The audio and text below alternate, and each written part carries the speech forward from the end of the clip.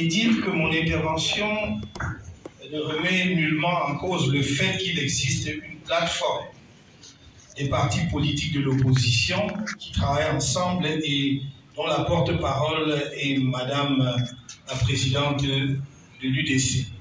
Ma prise de parole, Monsieur le Président, vise simplement à attirer notre attention collective sur un besoin de cadrage de notre réunion. Vous avez dit que cette cérémonie est une cérémonie de lancement de la plateforme. Il faut donc qu'elle soit lancée sur de bons rails. Sinon, peut-être alors les objectifs visés ne seront pas atteints. Quand je lis les termes de référence que vous avez eu l'amabilité de mettre à notre disposition, je note dans le contexte que l'effet recherché, c'est d'accroître à terme l'intégrité. Les mots sont importants. La confiance et la crédibilité auprès du public national et international. Et quand je lis le deuxième point, justification, les mêmes termes et la même formulation revient. C'est dire l'importance que vous attachez, à juste raison, Monsieur le Président, précisément à ces objectifs. L'intégrité et la crédibilité du processus électoral. Et d'ailleurs, vous y ajoutez au deuxième paragraphe des justificatifs, sur justification, de manière à assurer la régularité, l'impartialité, l'objectivité, la transparence et la crédibilité des scrutins à nouveau. Ça, c'est extrêmement important. Et c'est ce qui est à l'origine de notre enthousiasme, de notre totale adhésion à ce processus et à cette plateforme. Si nous en dévions, alors nous manquerons la cible que nous voulions atteindre. Parce que lorsque vous vous déplacez ensuite au point 3 des termes de référence, l'objectif global n'a plus rien à voir avec ce qui est annoncé dans le contexte et la justification. L'objectif global, c'est quoi? C'est dit ici redynamisation à l'échelle nationale du processus électoral au Cameroun. Nous ne sommes plus dans la recherche de la crédibilité, de la transparence et de tous les autres termes que vous avez utilisés, notamment la confiance et l'intégrité. Il faudrait donc que nous mettions en adéquation ce qui est à l'origine du processus et l'objectif que nous voulons atteindre. Et à notre entendement, il s'agit en réalité, sur le plan méthodologique, de clarifier dès le départ ce que nous voulons avoir comme résultat à l'issue du processus. Et vous voyez, si vous regardez ce que l'on vise comme résultat, ça n'a plus rien à voir avec ce qu'on a dit. Bonjour les enfants, c'est papa. Bienvenue dans le deuxième podcast de la journée, les enfants. Bienvenue à la clinique. Vous voyez ça, moi, ça c'est le Cameroun dont moi je rêve. Le Cameroun où des Camerounais s'asseyent ensemble pour enfin trouver une solution commune. Est-ce qu'ils vont réussir à trouver la solution? Je n'en sais rien. Mais le Cameroun où les gens peuvent s'asseoir ensemble et se dire, nous avons quand même en commun le Cameroun. Là, sur cette table, on est à Elekam en ce moment. Le sujet, c'est de rendre crédible, transparent, sécurisant le processus électoral pour éviter toute forme de conflit post-électoral. Le seul fait qu'Elekam ait finalement compris qu'il doit avoir une table de concertation entre Elekam et les partis d'opposition est une avancée importante. C'est une avancée importante parce que vous savez, quand vous parlez à des gens qui ont la toute-puissance et qui croient qu'ils n'ont pas besoin de vous écouter et qui croient qu'ils peuvent faire sans vous et qui croient que c'est eux la puissance et qui ont pour objectif de garder cette puissance, il y a de fortes chances qu'ils soient très réticents à des tables de concertation qui permettraient d'équilibrer le jeu et le rendre plus équitable. Là, on peut dire que Elekam a fait le choix de s'asseoir sur la table avec les personnes qui contestent, notamment le président Maurice Kamto, qui contestent la crédibilité du système électoral actuel. Et vous voyez très bien, là on a coupé. Mais vous voyez très bien que là, le président Maurice Kamto commence à détacher les articles qui sont en contradictoire. C'est-à-dire qu'à un moment, vous avez le besoin de rendre le processus crédible, de rendre les résultats crédibles aux yeux de l'opinion nationale et internationale. Et d'un autre côté, vous allez redynamiser.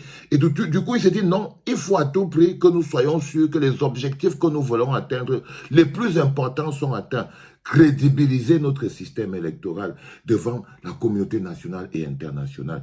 Ce n'est pas le système électoral du parti au pouvoir, c'est pour le système électoral de l'opposition, c'est le système électoral du Cameroun. Et faire preuve d'humilité, parce que vous savez, quand les gens ils ont la toute puissance, et les Cam n'étaient pas obligés de s'asseoir avec les opposants. Ils ont toujours dit même qu'ils n'ont rien à voir avec eux.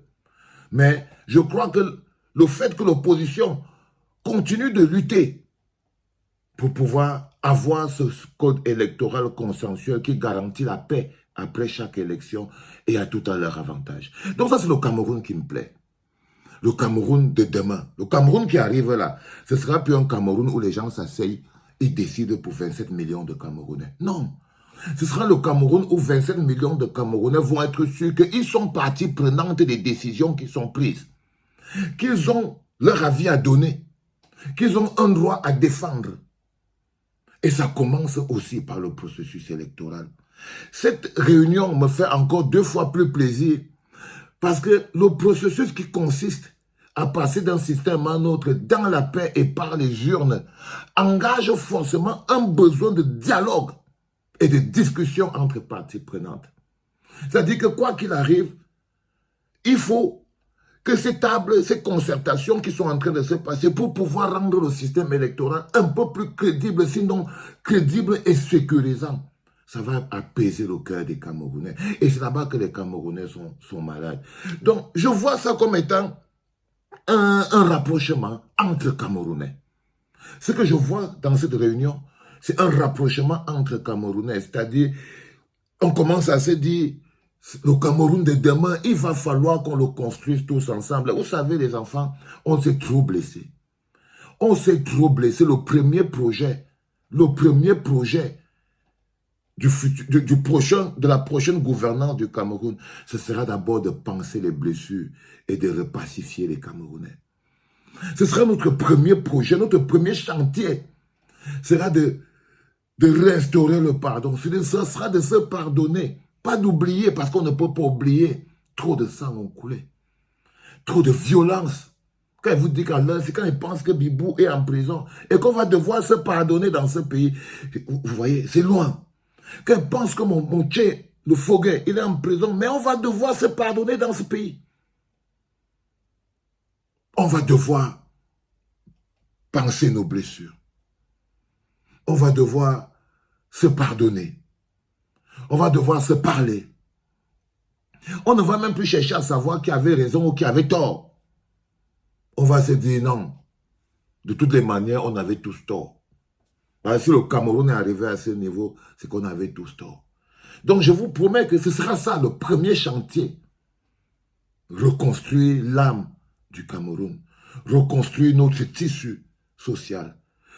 Mettre sur pied les bases, les fondements d'un peuple, parce qu'on ne peut pas continuer à être des populations. Donc revoir notre éducation, reprendre l'amour de la terre, l'amour que nous avons les uns pour les autres.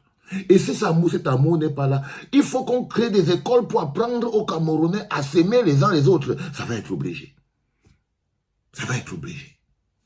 On va apprendre à prononcer le mot nation. On va apprendre à donner l'importance au peuple. Au ndolé, au folon, au tegue, à la sauce d'arachide, au pilé, au hachou, on va apprendre à donner de la puissance à toutes ces choses. On va consommer camerounais, on va produire camerounais, on va se soigner camerounais et on va reconstruire notre tissu et notre identité. C'est ça le fondamental de notre projet, le projet national. Repacifier le peuple. Et ça, ce sera quoi qu'il arrive. Et ça commence par des petites tables comme celle-là. Je ne dis pas qu'il ne peut pas avoir la roublardise. Et les Cam, c'est un endroit de roublard. Mais J'ai arrêté de verser le bébé avec l'eau du bain. J'ai arrêté tous les jours. Je préfère, je croise mes doigts pour dire j'espère qu'il y aura encore une autre réunion. Parce que quand je vois le président de Maurice Kamto à Elekam, ça me fait plaisir. Ça me fait plaisir. Ce sont les institutions du pays. Il a droit à y aller. Quand je vois une réunion, vous voyez, il aiguille les gars de l'ECAM. Il leur explique que non, il faut faire attention, ne nous trompons pas. Ce que vous dites au point numéro 2, ce n'est pas la même chose qui apparaît au point 3.4. Vous voyez, au moins les gens travaillent. Parce qu'ils avaient perdu, ils ne travaillaient plus. Ils ne travaillaient plus. Ils ne travaillaient plus, les enfants. C'est très important à comprendre. Donc, je voulais vous montrer cette réunion et vous dire ce qu'elle représente pour moi. Le symbole fort qu'elle représente, c'est-à-dire le besoin de crédibilité. Ça veut dire d'abord que les gens ont parlé, il faut donc toujours parler, il faut donc toujours manifester. C'est la répétition, c'est les répétitions qui ont fait qu'aujourd'hui, les camarades disent non, on va quand même s'asseoir pour discuter avec ces gars. Parce qu'ils ne peuvent pas eux-mêmes continuer de décider pour nous. Non. Ça commence par là, les enfants. Dans la paix et par les urnes. C'était papa.